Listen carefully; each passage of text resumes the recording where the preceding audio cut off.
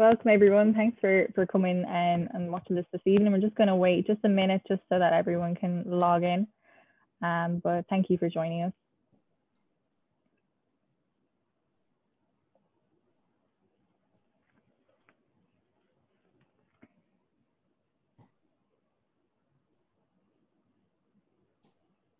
Yeah, welcome to everyone who's joining us. We're just going to wait just another minute just to make sure everyone has logged in before we begin.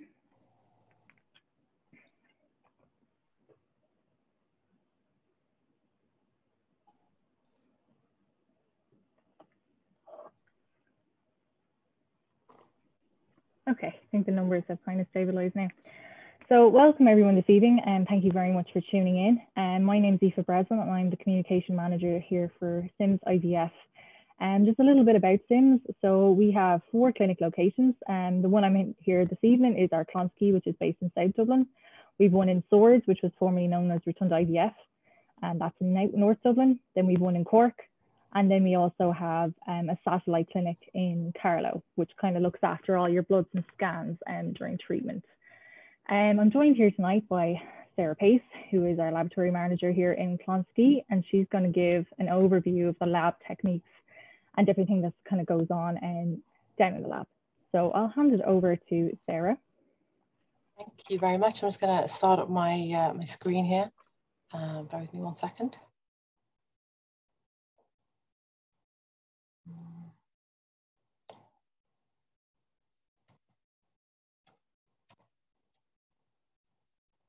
Aoife, for some reason it won't let me share that screen. Sorry.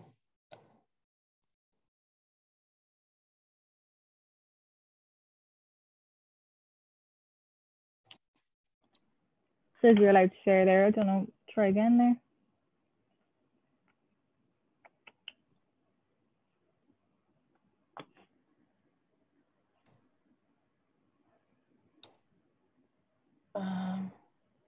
No, no, unfortunately not. That's so strange. 1 second now. Sorry now for this, technical issues as per usual.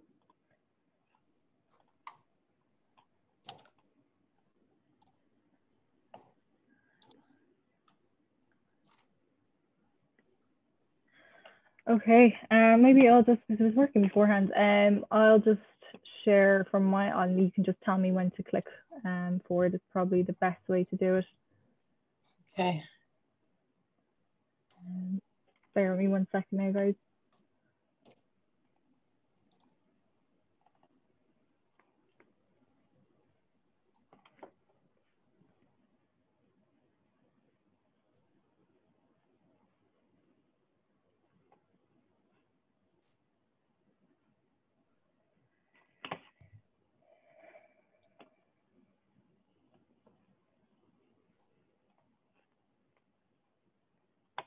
Yeah, can you see that? Yeah, thank you. Yeah. Put into presentation mode. Okay, great. Thanks so much. And sorry to everyone about that there, technical issues. Obviously, we started off and we tested it just before the talk and it was working, but these things happen. So welcome everyone this evening. Thank you for joining us tonight. My name's Sarah. I'm the lab manager here at Sims Clonskeagh in the South Dublin in the clinic here. I have a team of 10 embryologists here and I've been a practicing embryologist myself for nearly 15 years now. So the talk this evening, Aoife, if you can go to the next slide, please, is we're looking at the hidden world of IVF. So basically what happens in the IVF laboratories. And this is something that I find really interesting, really fascinating. And I want to share some time this evening to talk to you a little bit more about what actually happens in sort of the clinics. Now, I appreciate that some of you here, maybe you are going through treatment, maybe you're considering starting treatment. Maybe some people here today, you know, have not gone down that journey and just have an interest in what's going on in IVF. And, you know, I hope to have aimed a talk that everyone gets a little bit from this today, just to give a bit of a feel of what happens within sort of the 4 walls of the laboratory. I think if you are coming through for treatment, you appreciate that, you know, you meet the doctors, you meet the nurses, you come into the building for scans, but you don't ever really see the lab itself, and you don't get to really meet the embryologists who are taking good care sort of the eggs and the embryos and the sperm. So I'm hoping just to illuminate that a little bit for you and just sort of show you. And on the next slide, we have some pictures here just to show you what the lab looks like at various stages. And as we go through the talk tonight, what I'll do is I'll explain sort of what these various pieces of equipment are, what we're using them for, the processes that we are undertaking on a daily basis, just to give you a sense of the journey that the eggs and the sperm undertake over the sort of 5 to 6 days that they're with us. So when I was thinking about you know, how I was going to present this talk tonight and what I wanted to really cover and relay to everybody, I kind of had a bit of a think, and I was chatting to, you know, colleagues and some other people about the main questions that tend to arise when we're talking about treatment and what happens in an embryology lab. And there were sort of two main things that really came up that I wanted to talk about this evening. And I think the first is this massive terminology, these scientific words, these medical terms that kind of get thrown around. And, you know, you'll talk to a doctor and you're having embryo glue, or we're doing a day 5 transfer, or we're looking at a blastocyst or motility. And it can be quite overwhelming sometimes to understand what all of these things really mean. So as we go through, I'm going to sort of throw some of these in, try and explain them and give a bit of clarity in terms of what these terms actually mean. The next one, I'm sorry, even next slide, is the question everyone wants to know: will this treatment be successful? So what are the chances of this treatment actually working? And again, what I'm going to try and do is frame what we're talking about in such a way that, okay, what are we doing in a lab to help make this treatment successful? So at every single stage of the way, what are we doing that will, you know, improve the success, hopefully, for your outcome? So in terms of the sort of the main areas, we're going to go through some of these over the course of this talk, but basically we can break it down into sort of 4 key areas. The first one being we're collecting the eggs and the sperm.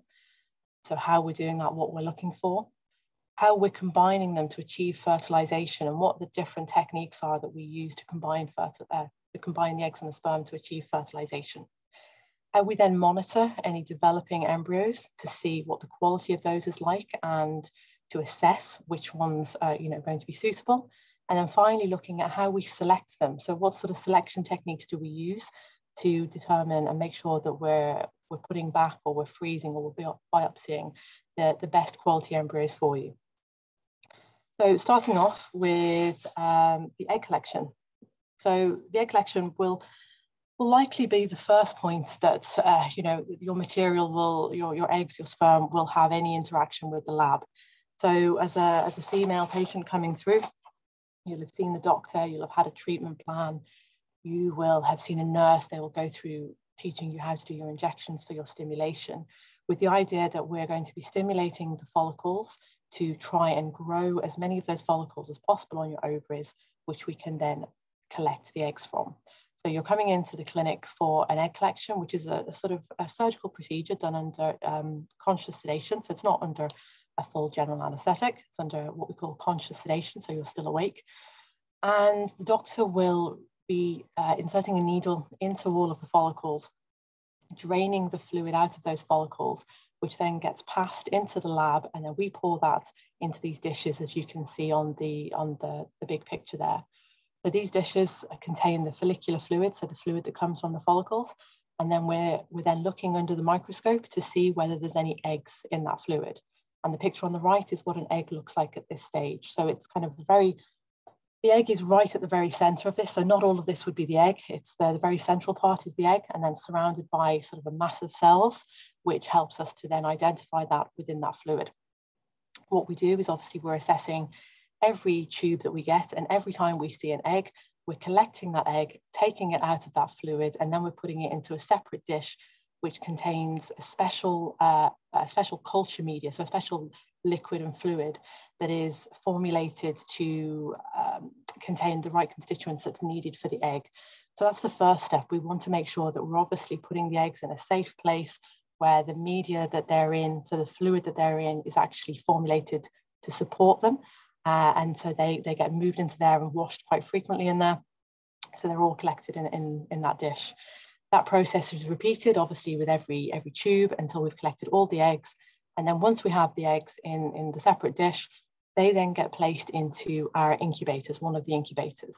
So the incubator is basically a piece of equipment, a big box that is set up to, again, maintain the specific conditions in the environment that are needed for that egg to be safe and to be secure and to be at the correct conditions for its development. That means it would have a temperature of 37 degrees, which is higher than we would have in the room temperature outside. And again, the CO2, so the carbon dioxide levels would be of a different level than we'd see in the normal environment. And the reason we have those is because those conditions are very similar to what you would see within the female reproductive tract. So we're trying to mimic the conditions that those eggs would normally be found in, but obviously to maintain them. So following on from the egg collection, the next thing would be the methods of sperm collection. We have the eggs, so now we want to get the sperm to be able to mix with those eggs. And we get the sperm in a number of ways. And so the majority of samples are either partner samples or donor samples, which are purchased from a donor sperm bank that we use. Now, occasionally, a male partner may have medical conditions, which means they're not able to produce a sample, in which case we may have to look at doing something we call a teasy, which is where we surgically retrieve the sperm directly from the testes. So once we have the sperm, so whichever method of sperm collection that we have, we go for, the next thing would then be looking at the sperm preparation. So, sorry, Eva, thanks. So the next thing would be the sperm preparation. And regardless of the sperm sample, we're looking for a number of things to do an assessment. So the first one would be how many sperm are in that sample, and that's the concentration. So we're looking to take a sample, so a small portion of the sample that we've been given. We look at that down a microscope and we assess the number of sperm in that sample. And from that, we can work out what the concentration is of the whole sample that we've received. We're then looking at how well they're moving. So are these sperm actually swimming? Are they sort of, darting off in all different directions? Or are they quite static, maybe only sort of twitching and just moving around on the spot and not really going anywhere? And this is considered to be the motility of that sample. So again, we're assessing by counting a small proportion of that sample, and we're looking at what percentage of them would be sort of very strong swimmers, what percentage of them would be sort of maybe only twitching, what percentage of them are what we call completely immotile. The next thing we look at is then the shape and the size of those sperm. How normal do they look in regards to what we'd expect to see? So this is what we call the morphology of the sample. So as you can see from the diagrams underneath, we have sort of a whole range of, sperm can look, a whole different range of ways. So if we go from the left-hand side, this would be considered a normal sperm. So it has a head, it has a tail, it has sort of a neck or a mid-piece in between the two of them. And there's a size and shape that we'd expect them to be. And as we're then moving across those diagrams, we can see that we're having, there's one with a big head, one with a small head. We've got two heads, we've got two tails, and then we've got various other defects at the last ones where maybe the neck might be crooked or the tail might be too short or the head might be a completely different sort of shape that we'd expect it to be. So on the basis of all of those things together, we are actually looking, we're analysing that sample as a whole to see what is the best way for us to prepare that sample. And then what are we going to do with that sample once it's prepared? So is it going to be a case that, we have a very good sperm sample with a high number of sperm cells that are swimming very well, in which case we perform the mixing of the eggs and sperm together by using one method? Or is it a case that we have very few sperm that are only twitching, in which case we might have to consider doing another sort of method of mixing the eggs and the sperm together? And then in terms of preparing that sample, what we do is we basically want to just wash the sample out. We want to get rid of anything in that sample that's not a sperm cell. So when we get a production of a sperm sample, it'll contain other fluid, it will contain non-sperm cells, and we want to prepare it just to remove all of those. So we do that by putting it through a number of solutions with different viscosities. So they're, sort of thicker solutions, and we spin them quite fast so that the sperm will move through those, clear out all the other cells, and then we're left with a nice, clean, prepared sample that we can use going forward. So in terms of the next slide then, so we have our eggs, we've collected our eggs, which are safe away in the incubator. We have our sperm sample, which we've prepared. And now we want to look at how we're going to mix those together. And that's what the word insemination means. It's basically a method of mixing the eggs and sperm together. And there's 3 methods that we use within the laboratory here in the labs in Dublin, in Ireland. And that's IVF, ICSI and IMSI. And I'm going to go through all of these and explain them all sort of individually now. So IVF, I suppose, is the first one that we're going to discuss. And this would probably be considered to be the least invasive method, and I suppose the most natural when it comes to the insemination techniques that we do. And quite simply, there's not really any fancy diagrams or videos I can show of this one, unfortunately. It's quite simply taking the dish of eggs that we have, we're taking the sperm sample, we're adding a small bit of the sperm sample into that dish, we're putting it back into the incubator, so it's in its correct environment, and we're just letting the sperm and the eggs do their thing overnight. So we're letting the sperm swim around freely in that media. They will then hopefully swim towards the egg, they'll bind on the egg, they'll penetrate through the outer shell of the egg, and then they'll fertilize the egg, of which we can then assess the following day. And so this is, it's very, like I say, it's very similar to the situation that we would find within the female reproductive tract, where the sperm have to swim to find the eggs. So mostly this method is used for patients where we have a good sperm sample. Again, if we know that, we've got a good count of sperm that's swimming very well and a lot of normal sperm in that sample, then we're fairly confident that, if we put it in with the eggs, we should get a good result from that. I mean, obviously there will be cases where perhaps we may consider other techniques because of previous medical histories or previous IVF histories, but IVF is sort of a very entry-level kind of method that we would use for insemination. So the next one we would use is something called ICSI, which is intracytoplasmic sperm injection.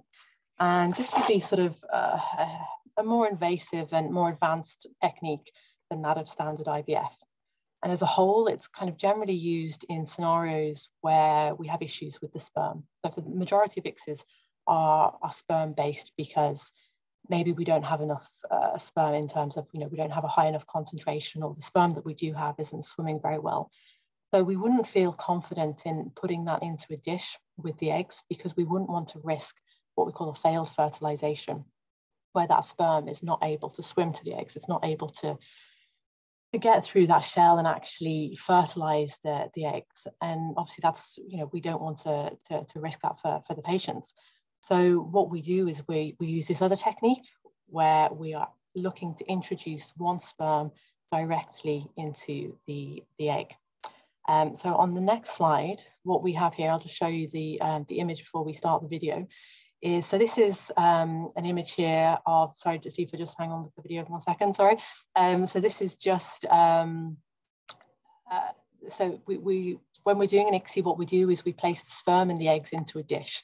They're in separate drops, but what we're doing then is we're going to a microscope of a higher magnification, and we're actually able to look at the sperm down this microscope and see how well they're swimming, have a look and see how normal they're looking. And then using the glass pipette here, what we want to do is actually then catch those sperm, so one at a time, which can then be injected into the egg. Aoife, sorry, would you mind with the video now, please? So what you can see is the sperm are swimming nicely there. And what we're doing is we're actually going to use the glass needle to immobilize the sperm. And I'll explain why we do that in a moment. So we're swiping the tail so that the sperm stops moving. And then we're going to pick that up using the glass pipette there. So we have a sperm in that pipette ready for us to go and do the injection. Now, the reason that we are actually stopping them from moving is what we don't want to happen is we don't want to pick up one of these sperm, inject it into the egg, and then it starts swimming around all on the inside of the egg and disrupting all of the organelles on the inside of the egg, which could then compromise the embryo development down the line. So what we're doing is we don't touch the head of the sperm at all because that's where the genetic material is contained. What we're doing is we're just swiping the tail to actually just stop that sperm from moving. Then we can pick it up knowing that when we put it into the egg, it's not going to go anywhere and it's inside that egg. Okay, so the next video on the next slide is actually the injection procedure itself. So as you can see, we've got the sperm about halfway in the glass pipette here on the right-hand side, and then we're holding the egg using another pipette to hold it into place. And then what we're going to do with the video is we're actually looking to just make sure that glass pipette is in focus and in line with the egg. We'll give it a bit of a sort of poke just to double check. And then we move the sperm to the end of the pipette. When it's close to the end, we insert that into the egg. We actually suck back a little bit, and again, I'll explain why in a moment, before then injecting that sperm directly into the center of the egg before taking the needle out. And we repeat that process for every egg that is mature.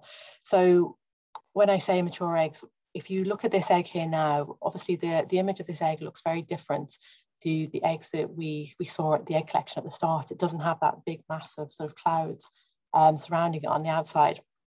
And the reason for that is because when we're doing ICSI, we have to take all of those cells off from around the outside so we can actually visualize the egg to do the injections. And by visualizing the egg, we're able to see whether or not that egg is actually mature. So at about 12 o'clock on this egg, you can see there's a circular structure, which is called the polar body, which is just half of the genetic material of the egg. Actually, it has to kick that out so it can accept the genetic material from the sperm. And it's only eggs that are mature like this that are able to be injected.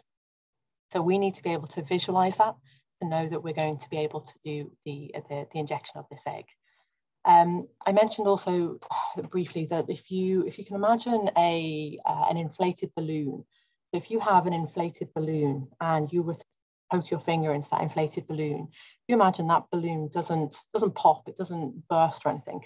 It just kind of molds around your finger, and then when you take your finger out, the balloon just kind of goes back to the normal shape that it was. And it's very similar when we're doing an ICSI injection. If we put the needle into the egg straight away, it doesn't sort of break that membrane. So if we tried to put the sperm in, once we took the needle out, the egg would just go back to its normal size, and then the sperm would actually sit on the outside of the egg, kind of in that gap, which obviously wouldn't be useful for us at all and wouldn't help fertilization. So what we need to do is when we put the needle in, we are then sucking back slightly just to try and break that membrane, so then we can go ahead and put the sperm in there. So that's the process of ICSI. Again, as I say, that's used mostly for sperm factor infertility, but if there has been a previous failed cycle with IVF or a lower than expected fertilization with IVF, then ICSI is something that can be considered also. So on the next slide, we're going to look at now another method of insemination, which is something called IMSI, which is intracytoplasmic morphologically selected sperm injection, which is basically just a fancy way of saying ICSI at a higher magnification. So Aoife, if you wouldn't mind just pressing it a few times and again and again. So, oh, sorry, back one. So the top two images, the 200 and the 400 times, that's the magnification that we would be performing a standard ICSI procedure at. And at that magnification, we can see, a good bit of detail on that sperm. We can assess, a lot of the morphology, so how normal that sperm looks, and that is perfectly suitable for doing the injections. With the IMSI procedure, we actually do that at a much higher magnification. So we're doing it at about 6,000 times magnification, which allows us to see a lot more detail of the sperm and any potential defects on that sperm. So Aoife, sorry, next slide. So here we go is, this is an example here of a sperm sample, and you can see there's it's a lot higher magnification. And what we can see towards the bottom, you might see some of the sperm there that look like they have kind of little pits in them, little craters, which are things called vacuoles, which can result in poorer outcomes. Towards the top there, we have sort of sperm with very bent necks as well. So the whole idea of performing IMSI is that it gives us a bit more information about the sperm to allow us to select out a more normal looking sperm that we can then inject. That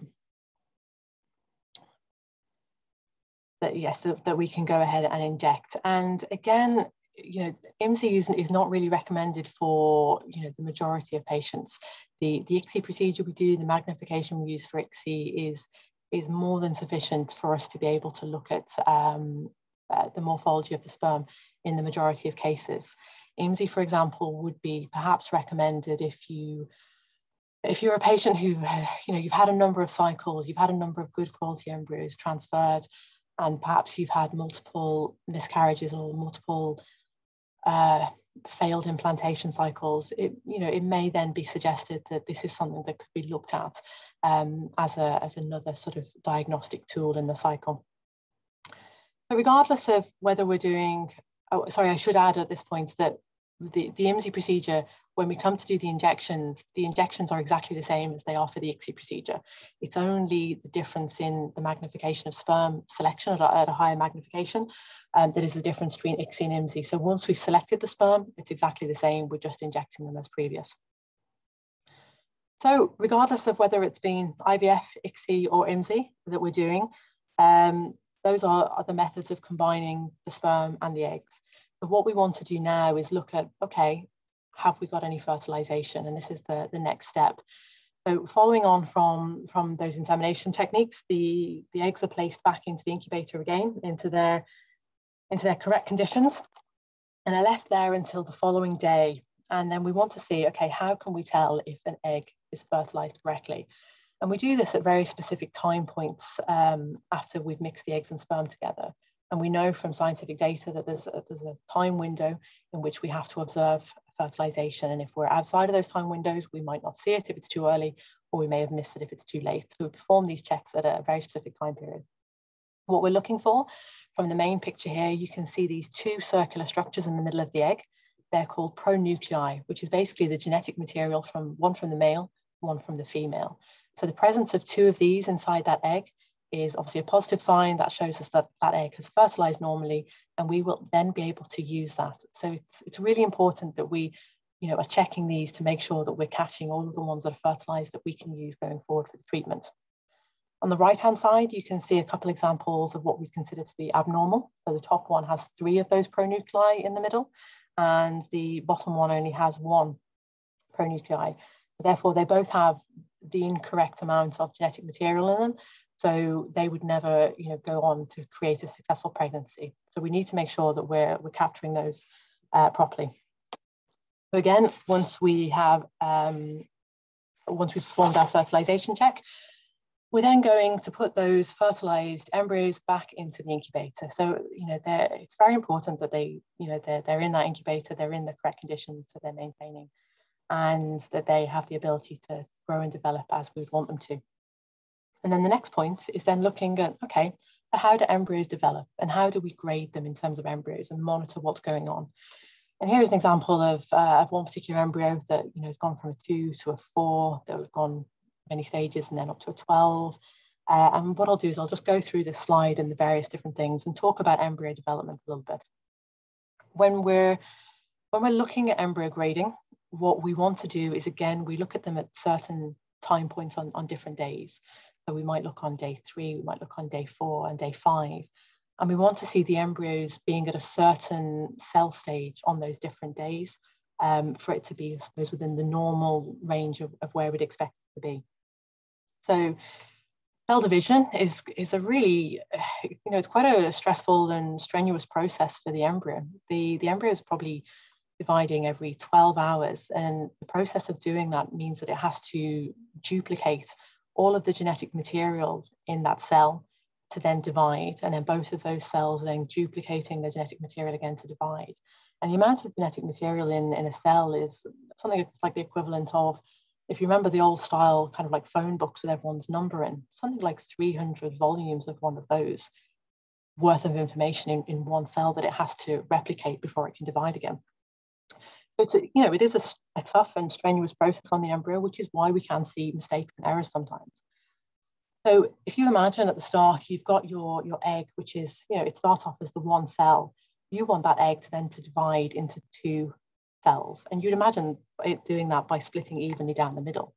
So if we have this 2 cell on the left-hand side here, you can see the cells are a very even size, which is a really good sign.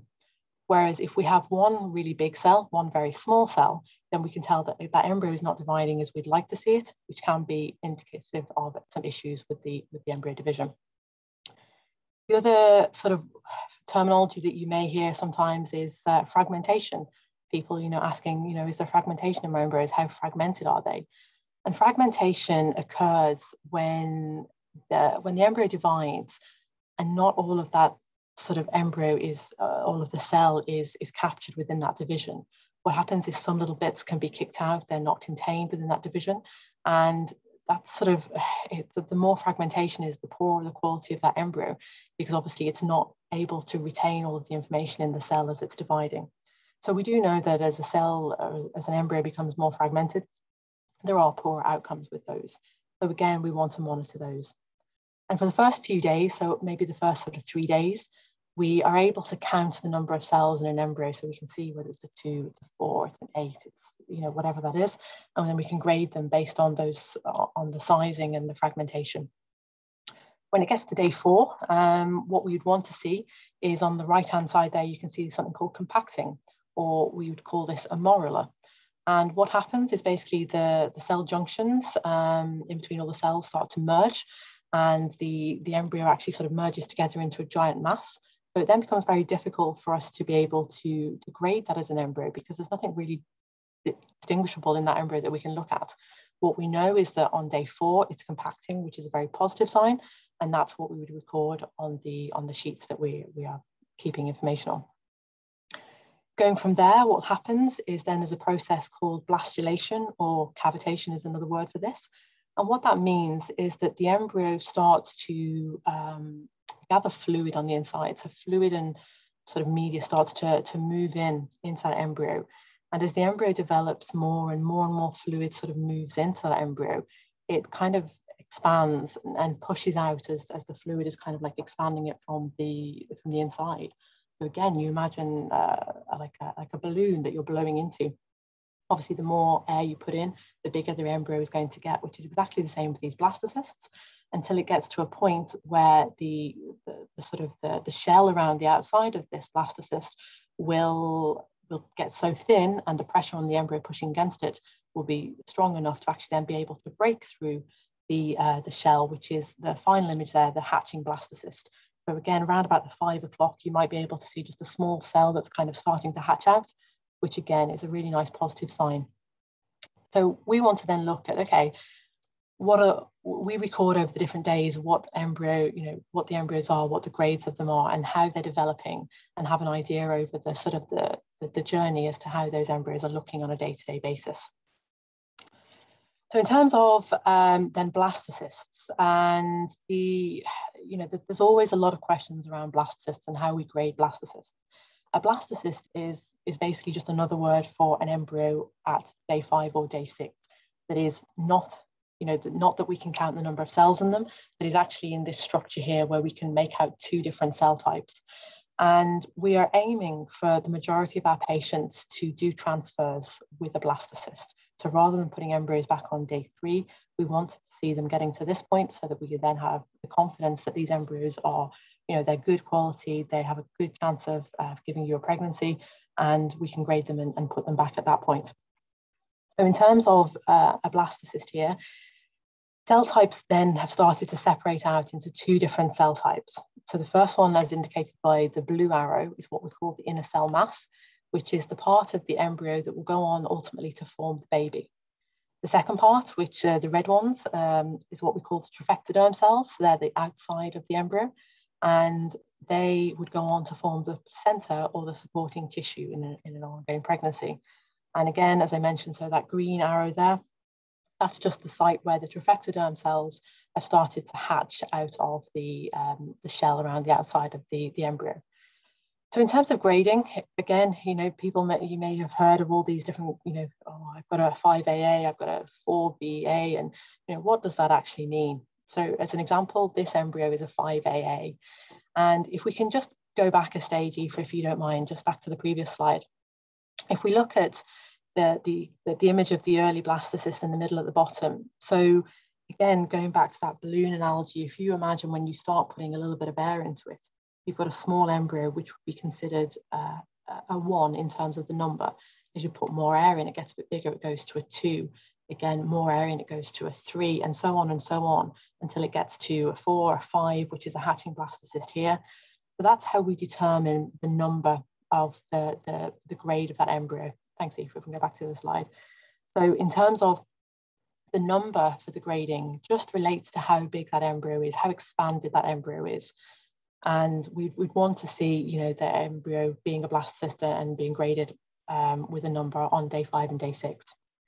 The next 2 letters are referring to the quality of the 2 different cell types, so the inner cell mass and the tracheoderm cells.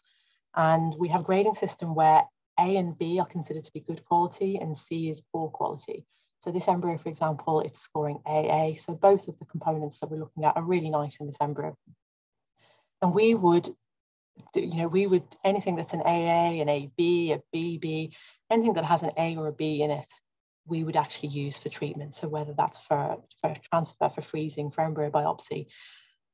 If that embryo has a C in either of those parts, so even if it's it's a C in one or an A in the other, there's reasons for us to have concerns about that embryo in terms of it not being suitable for transfer.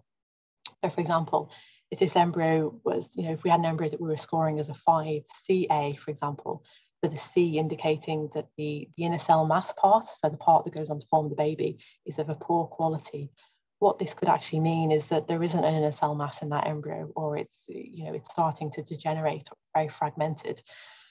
So whilst the outer cells might look very nice, if we were to transfer that embryo and put it back, if there's no part of that embryo that's going to go on and form the baby, it's never going to result in a successful pregnancy. So it's very important for us to grade the embryos, to obviously look and observe the embryos at different stages, and to assess them and obviously give them the grade for us to then go forward. So in terms of, obviously we've spoken about conventional grading, and what we have done, in the past slide and in this slide here, is we've explained that we look at the embryo. Sorry, for the next slide, please. So we have a look at the embryo, and we're taking a snapshot basically.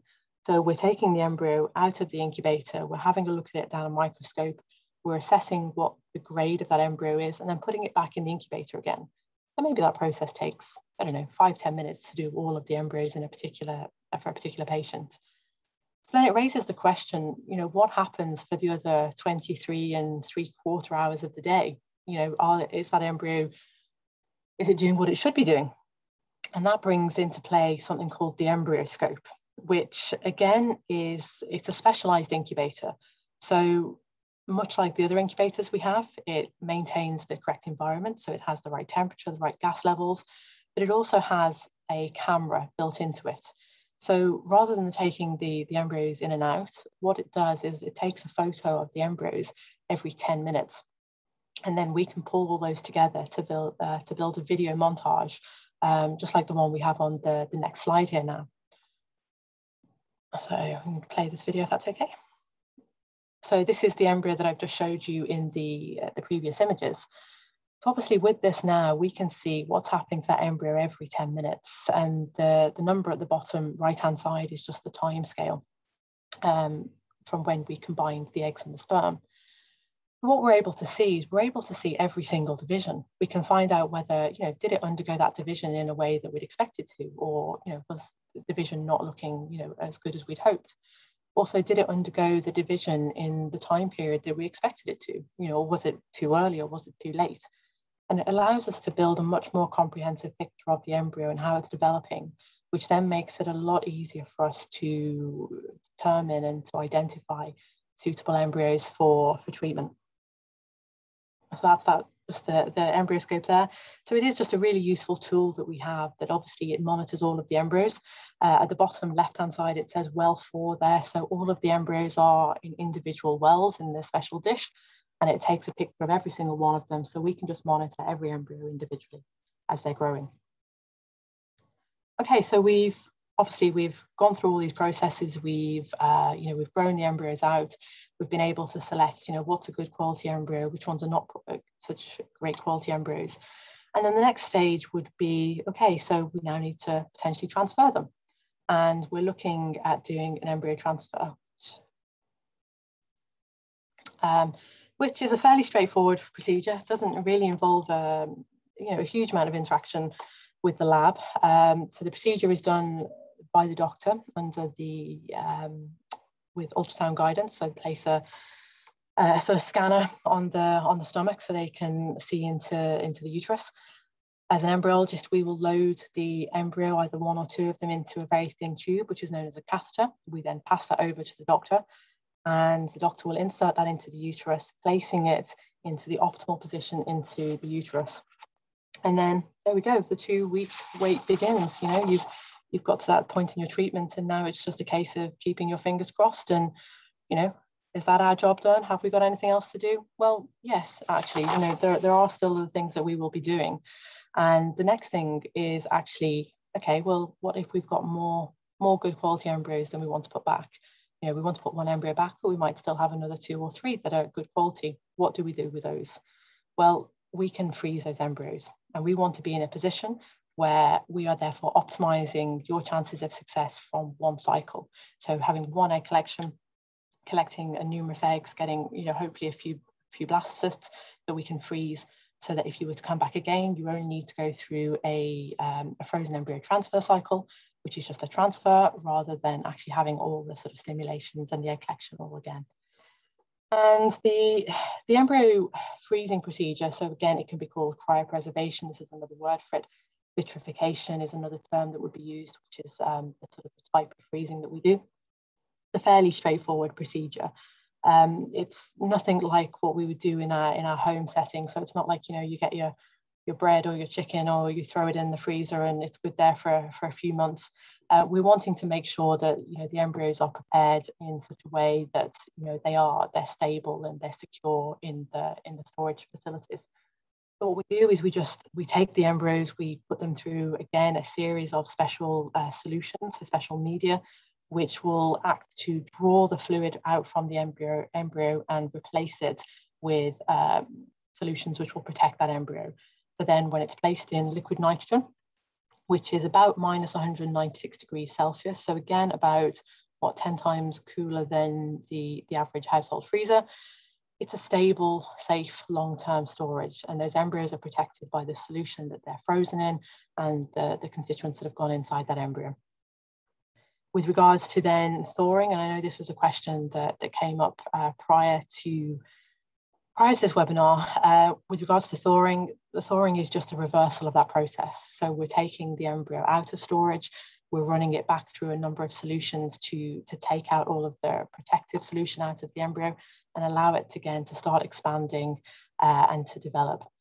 And in terms of survival rates, we see an over 95% survival rate of embryos that we've frozen when we're actually thawing those. And with outcomes, again, we're seeing a very comparable treatment outcome versus fresh embryos. So whether, you know, your embryos are in storage for 6 months, 6 years, you know, however long they're there for, they're stable, they're safe. The outcomes for those doesn't change based on the time frame. So the final thing I want to talk to you about today is just that of something called embryo biopsy and something for pre-implantation genetic screening, or PGS, as you may have heard. I suppose the question we have is, okay, so we may have gone through a number of cycles. We may have, you know, had embryos that looked normal. We have very good quality embryos. We've put them back. We've had no success. Unfortunately, the embryos that we've put back haven't worked and haven't given us a successful pregnancy. And is that because it's actually something to do with the genetics of the embryo, the internal genetics that we're not looking at and we can't look at as part of a normal cycle? So whilst we can see that, you know, in the fertilization that yes, we have, you know, the DNA from the male, the DNA from the female, we don't really have much more information on, okay, but is there the correct number of chromosomes in that embryo? And that is what the process of embryo biopsy does. It gives us more information on the genetic the genetic makeup of those embryos. So these graphs I'm showing you here, they're basically what they're showing is all the chromosomes in an embryo. So there's 23 pairs of chromosomes, and what we are looking for is that we have one from the male, one from the female. So we have these pairs, and they're made up of one from the male and one from the female. So the top graph here, you'll see there's like a green line in the middle, which shows that's what a normal plot should look like. That means there's an equal balanced number of chromosomes. And then the sort of the jaggedy line that goes up and down is the reading that we get from that embryo once it's been tested, which follows that line and shows us that there's no abnormalities with that embryo. The bottom one, as you can see from the two circled areas, there's one that looks higher, one that looks lower. And what that's telling us is for those two chromosomes, so they're two individual chromosomes now. So for the first one, the one that's higher, that means there's an extra copy of that chromosome in the embryo.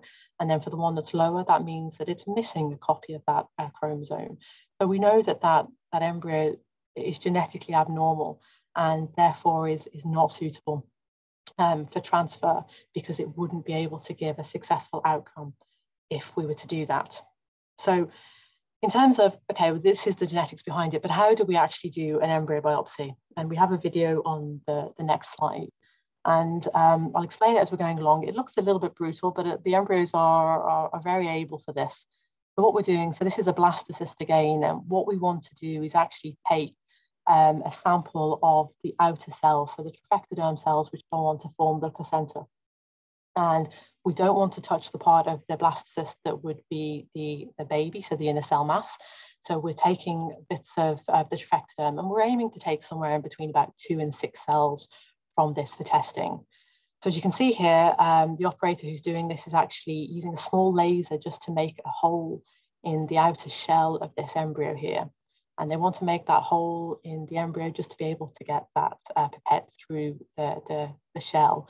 And, you know, it's absolutely fine to make the shell because, as I explained in the previous sort of slides, an embryo will get to a point anyway where that shell will break naturally and it will have to expand out. So there's no issue with us making a hole there because it will break and it will come out at some point anyway. So once the glass pipette is inside that embryo, we again want to make sure it's lined up with the embryo, so we can take some cells from this layer. And then what we do once we know that we're in focus, we start sucking, and we're actually sort of aspirating some of those cells to go into the pipette.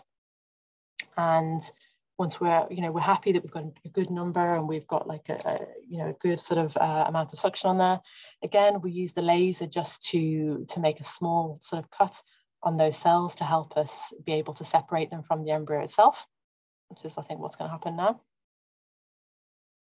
Oh, I think the video stopped.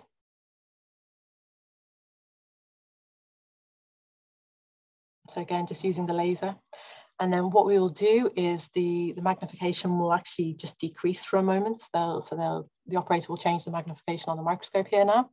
So we can see the embryo or the blastocyst being held by a glass pipette and then the other one holding the cells. And what we're doing is we just release the blastocyst, and we actually just use what we call a swiping technique. So we're basically just taking the glass pipette, and as you'll see here, we're swiping it off the end of the other one, so that we have the embryo at the top there that has the cells taken from it, and at the bottom we have the cells that we've removed. So what happens is then the embryo, the blastocyst itself, will get frozen. That will be put away in our storage tanks, so that's safe and secure, ready for whenever we need to come back and use it. The cells will actually then be sent off to a testing laboratory, and they will then compile the report to give us the information on that particular embryo. That will come back, will get seen by our doctors, who will then have a consultation with the patients to discuss the outcomes of all of their embryos and make a decision about whether we're going to transfer our embryos, if we hopefully have something to transfer. So in terms of this as a process, there's a mixture of patients that this could be suitable for. Certainly for older patients, as women get older, there's a chance that embryos are less likely to be normal. So for our older patients, it can give us information about whether we have any normal embryos that we're able to transfer. And I suppose for the younger patients, it gives us more information on, if you have a number of embryos, which embryos are the ones that are normal and therefore we're going to transfer. So if you imagine, for example, you had 4 embryos that were going to be frozen, but perhaps you hadn't tested them, and we might put back 1 and 2 and then 3 and then 4, and it might only be the 4th one that actually gives a successful pregnancy. Had we done biopsy on that, we may have seen that actually the first 3 were genetically abnormal and only the 4th one was the normal one. So we could have saved ourselves some time there by not having transferred those ones, so rather than going through this process. So for different patients, there's different reasons why we might look at using this technique, but that's the technique there. So yeah, I suppose on my last slide here now, I just wanted to give a shout out to some of the lab team that we have here. So these are some of my colleagues, and obviously a picture of the inside of the lab, and they all look delighted obviously with what we do. As a team, we work hard. We are obviously very dedicated to taking care of the eggs, the sperm and the embryos. And I want to, thank you everyone again for listening today, and open to take some questions now.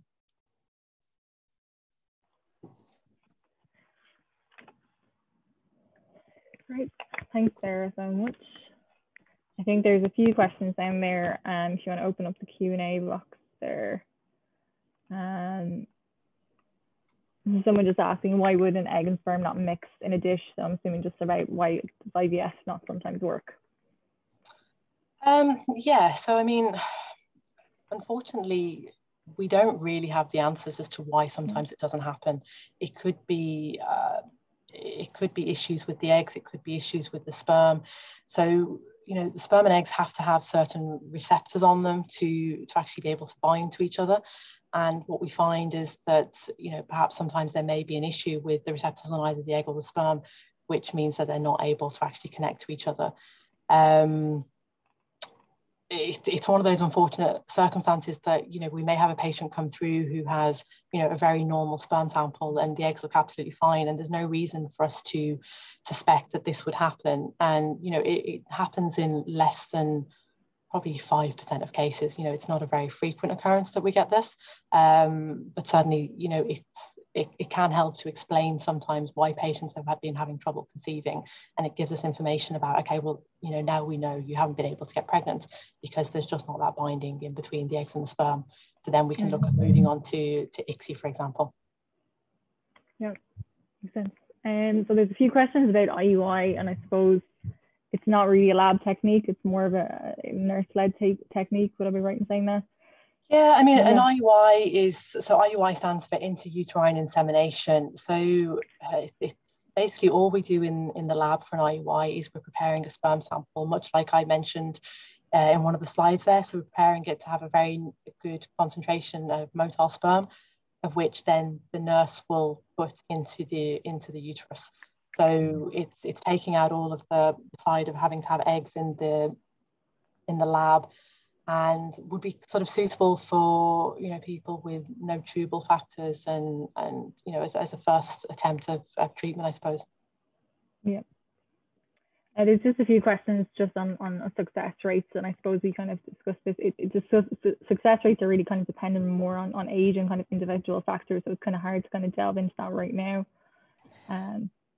Yeah, I mean, in terms of, the most recent sort of success rates for live birth would be on our website, and I think it's a difficult question to answer based on age, what sort of treatment you're having, what the infertility type is, and I'd be wary about stating a figure here now, because I'd be conscious that I don't know the details of that to be able to give an accurate answer on that. That's fair. Can you elect to do an embryo biopsy even if there's no previous history of unsuccessful IVF to just increase the chance of successful pregnancy? Again, I think that's a conversation with the doctor. I don't see any reason as to why. I mean, we'd have a discussion with the doctor on that when coming through for a consultation. But certainly, I mean, if that's something that you would like to do, then yeah, that's a conversation to be had. Yeah. Perfect. How long does it take for results to come back from genetic testing of the embryo? Okay, yeah, so once we've done the biopsy, so we send samples off to our genetic testing laboratory once a week. So they go, I think, every Tuesday or every Wednesday they get sent off. And the results are currently taking somewhere between about 3 or 4 weeks for the testing to be done and back. Good. Is it possible or worthwhile to do 50-50 IVF and ICSI? We've been recommended to do ICSI due to high sperm DNA fragmentation.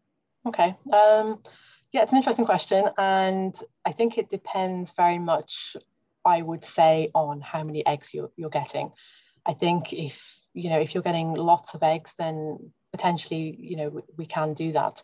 But when we start to have fewer eggs, we run the risk of the numbers in the two groups being too small to see any significant difference between the two of them. And what I would say is that when we're doing IVF and ICSI as well, as I mentioned, because we're taking all the cells from around the outside of the egg for the ICSI, we want to see how many mature eggs we get.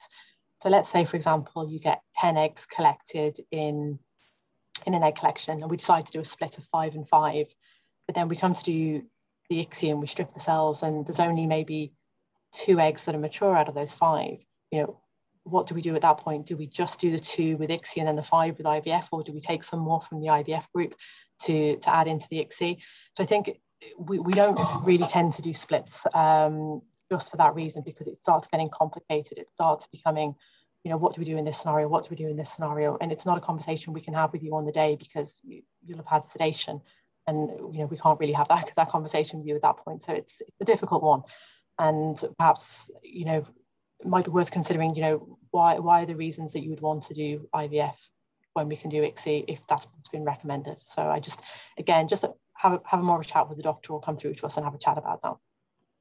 Yeah. And this one is, if IVF doesn't work, are you able to use the same egg for ICSI? No.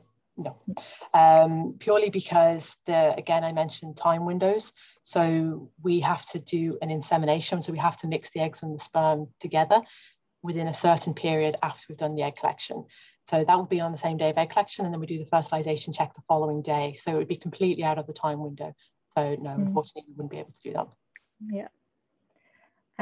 This person will a copy of this recording be posted online. Yeah, definitely. We record all our webinars, so it will be available on our website or on our YouTube channel. So yeah, usually I kind of post this about 2 days later. So yeah, definitely by Friday you should be able, if you want to rewatch any of the presentation here, yeah, it will be up online. Would an unusual shaped sperm have any effect on the baby? Unusual shaped sperm have any effect on a baby? No, I think it's just more likely to perhaps not fertilize and not get to that point. So no, I wouldn't have seen any evidence on that, though, not that I'm aware of. Okay. Do you always recommend freezing remaining embryos? That's a good question, and I mean, honestly, yes. I mean, our recommendation would be, if we have suitable embryos, then yes, we'd recommend freezing those to give you the best chances of having success without having to go through another egg collection cycle.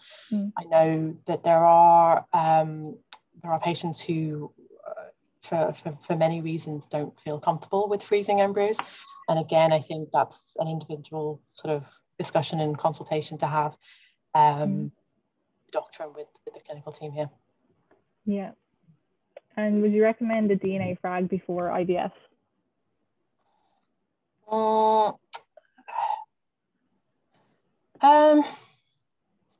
Yeah, I don't know what to say on that one. I don't know whether that would be more of a doctor-based question. Yeah. If I'm honest, I mean, the DNA fragmentation would give us some information which could ultimately, I suppose, affect the type of treatment that we're doing. So potentially, yeah, I'm going to say potentially on that one. Yeah. So we're kind of coming up to the hour now, and just kind of going through some of these questions here, and a lot of them are kind of quite specific, or they'll probably be more suited for the doctor to answer if you're in a consult, and with your doctor probably be more beneficial. But yeah, so I think we might just, you know, what you can do is you will get an email, just obviously from ourselves, and you can send any further questions to communications@SIMS, and we'll do our best to answer them. It's just, there is quite specific ones here that, you know, we need more information to answer them. And I suppose it'd be just unfair to kind of try and answer them now without the information at hand. But no, I thank you so much to everyone for turning out tonight. I hope you kind of got something from it. I hope you learned something from it. And like I said, it is recorded, and you know, you can look back, and you know, and the email is open if you want to kind of further your questions along. And so thank you so much, Sarah, as well, for coming on tonight and giving this really informative webinar. So really appreciate it. Thank you. Thanks everyone. Have a lovely evening. Thanks everyone so much. Thanks. Bye-bye. Thanks. Bye. Bye-bye.